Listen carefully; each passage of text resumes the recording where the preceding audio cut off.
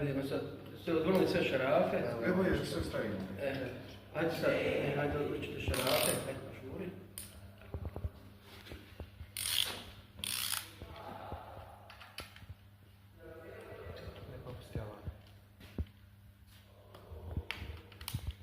Sad ćemo da vidimo kad skinemo glavu motora, prvo ćemo pažljivo skinuti disnu glave motora da vidimo ima na njemu kakve oštećenja, pošto se radi o deformaciji glave motora, znači bio pregrijan.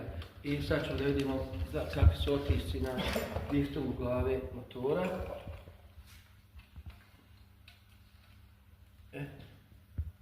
Pa ćemo glavom, budemo primijetiti bilo kakve neispravnosti na ravnanje.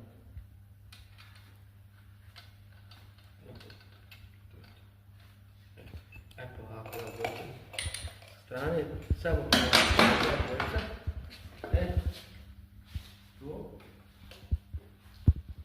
možete tamo glavu, nikad glavu nemojte tako stavljati, pogotovo na metalnu površinu, uvijek stavite neki karton ispod. Gotovo sad. Šta je sa diftungom? Dajte sad diftungom da vidimo što se radi. Znači to je sad, vidimo propuštao, znači ova glava se mora ravnati i novi diftung se